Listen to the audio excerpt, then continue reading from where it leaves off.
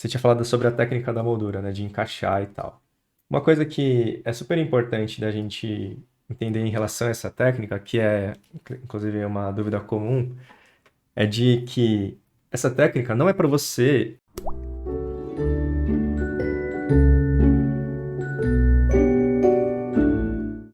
literalmente encaixar perfeitamente e fazer uma cópia 100% do desenho. Até porque, é que nem você falou, você não gosta de copiar e tal, você quer criar. E esse é o intuito da jornada, por exemplo, né? Na verdade, a gente usa a cópia no começo para lapidar a nossa capacidade de observação, de comparação, análise, medição, proporção, enfim, posicionamento dos elementos no papel corretamente. Porque isso é a base para a gente criar posteriormente, ou fazer estudos mais avançados, por exemplo, figura humana, né? Analytical Figure Drawing, que é você pegar uma pose inteira lá, por exemplo, de um modelo, fazendo alguma ação, um gestual, e conseguir captar rapidamente, quase que instantaneamente, digamos assim, a pose dele, qual que é a direção do braço em relação à perna, ou a cabeça em direção ao o resto do corpo. A gente usa muito as relações invisíveis, né? Que é a relação de uma parte com a outra, que é o que a gente aprende na técnica da moldura, né? Qual que é a relação do bulho aqui com a cabeça? Qual que é o alinhamento do olho com o outro? Ou aonde que está a orelha em relação ao pegador ali do bully? Então, isso são as relações invisíveis, certo? E isso, na figura humana como um todo, vai ter, né? Tipo, num personagem... no personagem não, numa foto, no modelo. Que é isso aqui, né? Tipo, qual que é a relação da cabeça com o tronco? Qual é o alinhamento do pulso com a cabeça? Isso ajuda muito a gente captar a pose e né, fazer um estudo coerente de figura humana. Tô te falando isso para você entender que a técnica da moldura, o objetivo dela não é fotocópia, nunca vai ser. Nenhum estudo de desenho, a partir dos fundamentos, a partir dessa maneira mais clássica, assim, né, que a gente vê nas faculdades, na academia, o intuito não é nunca copiar, é aprender a ver, aprender as regras do desenho, que é, por exemplo, que eu acabei de falar, né, relações invisíveis, o espaço negativo, tipo, qual que é o espaço negativo do bully, ou qual é, vamos ver outro desenho aqui. Isso aqui é um espaço negativo, né? É a relação entre um braço, ou a parte do braço aqui, e a perna. Então, captar esses elementos aqui, isso aqui também é um espaço negativo, né? E aí, tudo isso aí te ajuda a desenhar também de imaginação ou fazer estudos mais avançados, como eu comentei. Na figura humana vai ter a mesma coisa, né? Imagina que isso aqui é uma figura humana deitada, sentada aí. E aí, isso aqui é um espaço negativo, né? Isso aqui também é um espaço negativo, isso aqui. Então, captar esses elementos, aprender a ler esses elementos no começo é a base de todo estudo, de todo fundamento que você vai ver lá mais para frente e também da criação, porque a pessoa que criou esse desenho aqui, ela pensou em tudo isso. Pô, qual que vai ser a relação das partes? Qual vai ser a posição? Esse braço vai estar mais em cima ou mais embaixo? Qual que é o tamanho aqui da abertura do braço? Ou seja, espaço negativo, relações invisíveis, e aí outros conceitos aí também de construção, de tridimensionalidade, fundamentos de luz e sombra e etc. Então, a técnica da moldura precisa entender isso, assim. Ela é só um guia, ela não é uma regra. Não existe nenhuma regra fixa no desenho. A gente tem uma base que a gente usa para ter um ponto inicial, um ponto de partida, mas ele só é um guia, né, para ajudar a gente a encontrar a proporção correta, né, de tipo, qual é a proporção desse personagem na vertical para horizontal? Então é duas vezes na vertical, uma vez na horizontal, né, a relação altura e largura. Para a gente acertar na posição, na proporção, acertar no enquadramento dentro da folha para não cortar, né? A gente tem a tendência, às vezes, no começo, de fazer grande demais, né? Corta a cabeça aqui, né? Fica cortado aqui o topo, ou as pernas ficam para fora aqui, aí você acaba encurtando o personagem para caber as pernas, assim, enfim. A técnica da moldura também ajuda nisso, né? Principalmente na proporção, que é uma das maiores dificuldades no começo, para quem está iniciando um desenho, principalmente. Então, assim, ter isso em mente. E não se preocupar. Se saiu fora da moldura, se você tá vendo que, por exemplo, pô, tô percebendo que não é tão alto assim, né? Que eu tinha delimitado uma proporção mais vertical aqui desse retângulo, mas acho que, pô, calculei errado, é um pouco mais para baixo. Tranquilo, mantém ali, né? Deixa lá a moldura paradinha, mas vai lá e desenha mais para baixo, acho que é assim, vai, faz de conta. Pô, beleza, tranquilo, ó. Tinha feito uma marcação que era aqui também. Tranquilo, move, não tem problema, adapta, porque é isso que eu falei. É só é um parâmetro inicial, mas não é uma regra. A gente tem essa tendência de achar que tudo é regra, né? Tudo tem que seguir ao pé da letra, mas não. Todos os artifícios, todas as técnicas de desenho, elas são apenas pontos iniciais para a gente ter de onde partir. E a partir disso, a gente vai ajustando a rota, melhorando, consertando, que é a proposta do esboço, né? Quando você faz um esboço, acho que é assim, é tipo, simplificando ao máximo, é duas bolas, a cabeça e o bule. Pô, acho que eu fiz errado, acho que na verdade o bule era maior. Aí você vai lá e conserta, você não precisa nem fazer outra bola, né? Você pode só simplesmente, no traço final, você vai lá e conserta, né? Faz fora do tamanho que você tinha planejado. E tá tudo bem. Então, assim, esboço, técnica da moldura é a mesma coisa nesse sentido. Tipo, é só uma base. Se você viu que tá errado, ignora. Ignore e usa só a moldura como parâmetro. Pô, é mais alta, então eu vou ter que passar aqui a moldura e tá tranquilo, sabe? Então, assim, não se preocupe quanto a isso. Tem isso em mente também, né? De que ela é só para treinar o que eu chamo de sua régua visual. Porque é basicamente isso que você está fazendo, né? Você está medindo, pô, qual que é o tamanho das partes? A relação do bule com a cabeça. Qual é a relação do olho com o outro? Ou, né, qual que é o alinhamento? Você imagina que tá a régua aqui, né? Você botou a régua e, pô, tô vendo que o bule tá em linha com a orelha dele. Ou tá mais para trás aqui da cabeça. Então, é literalmente uma régua, né? Você tá medindo, alinhando. Esse é o intuito mais importante. E não copiar 100%. Isso aqui nunca vai ser útil. Copiar 100% é ridículo, assim, não serve pra nada.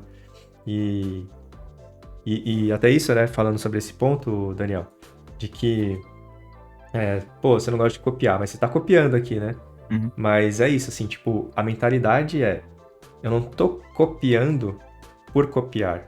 Eu estou copiando para aprender, né? Tipo, eu estou fazendo engenharia reversa a partir de desenhos que já existem, para eu entender tudo isso que eu comentei agora, né? Relações visíveis, espaço negativo, alinhamentos e tal, ângulos. E para futuramente você, a partir desse entendimento, você começar a criar com muito mais qualidade, né? Então, eu sei que desanima copiar, mas entenda isso, assim, tá? Eu tenho que passar por esse processo para eu desenvolver minha capacidade visual, né, minha observação, para chegar lá na frente e aprender técnicas mais avançadas, que aí sim vão me permitir criar com mais qualidade, com mais satisfação, e eu vou dar vazão à minha expressão, né, às minhas ideias. Em relação ao traço, né, que você tinha comentado das curvas e tal, isso daí é super comum. Curva, é o traço ou a forma, né, quando a gente vai fazer um círculo, etc., é o mais difícil, né? Porque tem que ter muito controle, muita técnica, muita prática, muita repetição para você chegar nesse nível de conseguir fazer um círculo perfeito, entre aspas. E nunca vai ser perfeito, né? Porque a gente não é uma máquina. Então, você vai ver exercícios no decorrer do curso, principalmente a tabela de elipses, né? Que é você, opa, que é literalmente você fazer uma tabela e treinar o movimento. Círculos, elipses, elipses em diferentes ângulos, ou em diferentes aberturas, porque é isso que vai gerando essa memória muscular desse movimento, que é basicamente o movimento do ombro, né? O movimento do ombro, cotovelo, o braço como um todo. E aí vai ficando cada vez mais fácil você fazer esses movimentos, né? Como que você faz uma curva de um cabelo, por exemplo, aqui, né? Tipo, como é que eu faço isso numa tacada só, né? Isso aí é o treino. Quanto mais você faz esse treino, mais você vai ter esse controle, né? Então vai ficar mais fácil de fazer essas curvas. Um outro exercício também que ajuda muito é o de linhas fantasmas, de você conectar o ponto A com o ponto B. E aí, de uma tacada só, assim, né? Um traço único. E aí, juntando esse com esse, aí dá bom, né? Porque você vai fazer, por exemplo, você tem que conectar por exemplo, aqui, vamos pegar o cabelo aqui dessa menina. Faz de conta que esse aqui é o ponto A, esse aqui é o ponto B. Em vez de você ficar fazendo assim, ó, tipo, tremendo, devagarzinho, ou fazendo assim, né, cabeludo, que todo mundo faz no começo, vai fazendo vários traços e fica cabeludo. Quando você treina esses dois exercícios, a ideia é você chegar no momento que você faz de uma vez só, um traço só assim, ó, né? Você aprendeu o movimento, acabou, um traço só. Então, os exercícios de traço são para isso, para você, através de vários exercícios, esse primeiro e esse segundo, por exemplo, você treinar diferentes movimentos que juntos vão te permitir criar traços mais fluidos, mais controlados, mais firmes. Então, para mim, esses dois aqui são uns dos melhores. E aí eu recomendo você praticar diariamente aí 5 minutinhos. Não é exagerado, não precisa ser tipo meia hora de exercício de traço.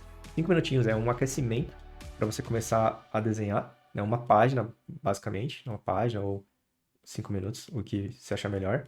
E vai alternando. Não precisa fazer todos os exercícios de uma vez, só faz um por dia, esse aqui hoje, aí amanhã esse aqui. Então, vai brincando com isso para você ter essa gama de movimentos de braço variado, né? Como eu falei, cada um deles trabalha uma coisa. Então, quanto mais você treinar o seu braço, o seu ombro, para ter esses movimentos, mais fácil vai ser criar diferentes traços em diferentes ângulos, movimentos, direções, por exemplo, né? Eu sinto que eu tenho muita dificuldade em traço da esquerda para a direita. Por exemplo, eu tenho que fazer essa curva aqui, é mais difícil para mim, mas fazer traços da esquerda para a direita, às vezes é mais fácil para mim. Ou, enfim, às vezes varia, né? Depende também do ângulo e tal, ou se eu viro a folha ou não.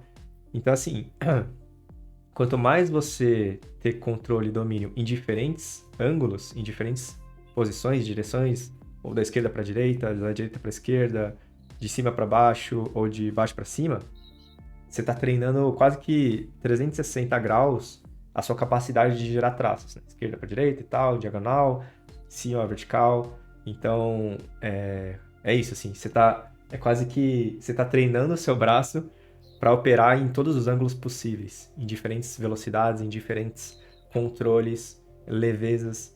Então, é isso que esses exercícios ajudam, né? Parece que, tipo, nossa, para que eu vou fazer isso? O que isso me ajuda? Pô, você está treinando a sua ferramenta mais importante, que é seu braço. A ferramenta não é o lápis. A lápis é só a ponta ali, mas o que gera o movimento é o braço. Então, esses exercícios parecem bobos e, tipo, inúteis, mas, na verdade, são super importantes, assim. Eu tive uma grande evolução em 6 meses que eu fiquei fazendo esses exercícios em relação aos meus traços, e eu vejo em vários alunos, assim, tipo, centenas de alunos que tiveram uma melhora por fazer esses exercícios, beleza? Então, e outra, assim, né? Além de fazer essas práticas, desenhar. Não tem como, né? Você precisa desenhar porque, ao fazer um desenho, como esse aqui, pô, você está treinando o traço, só que de maneira aplicada. Cada um dos traços aqui, você está treinando. Ah, é um traço reto aqui, aí outro aqui meio curvo, aqui também meio curvo. Então, o desenho nada mais é do que uma coleção de traços conectados, só isso. Então, exercício mais prática de desenho especificamente. E isso vai te fazer avançar, porque eu te digo isso porque muitos alunos eles acabam achando que não, vou fazer 1 hora desses exercícios aqui para melhorar rápido. Só que não funciona isso, né? Você está treinando só um aspecto da sua capacidade de desenho técnica, Isso é né? algo que, tipo, me confundia muito também até agora, que é, tipo, eu não sabia o quanto de exercício eu tinha que fazer, tipo, num mesmo tempo. Por Uhum. exemplo, esse da tabela de elipses e das linhas fantasma, é algo que eu Aham, faço, tipo, teoricamente todos os dias simultaneamente. entendi. Então, tipo, eu faço toda essa apostila necessariamente dessa aula, por exemplo, num dia, e na Uhum. outra aula eu faço o de traço. E, Uhum. e por aí vai, tipo, no outro dia, no caso. Entendi. Então isso até até anotei aqui para, como se fala? Direcionar melhor os alunos, porque realmente é uma dúvida comum. Mas não é o caso, assim, você não precisa fazer todos os exercícios. Assim, ó, quando você assistiu a aula, você vai fazer, obviamente, os exercícios da apostila conforme pedido, porque é da aula. Mas Uhum. depois que você passou dessa aula, aí você só mantém um ou outro. Né? É aquilo que eu estava falando, rodizia, né? Faz um aqui, aí no outro dia outro, e assim sucessivamente. Então, não perca tempo nisso. Não perca porque a própria prática do desenho, né, desenhando diariamente, vai te dar essa base, esse controle de maneira prática, né? No dia a dia você vai dominar.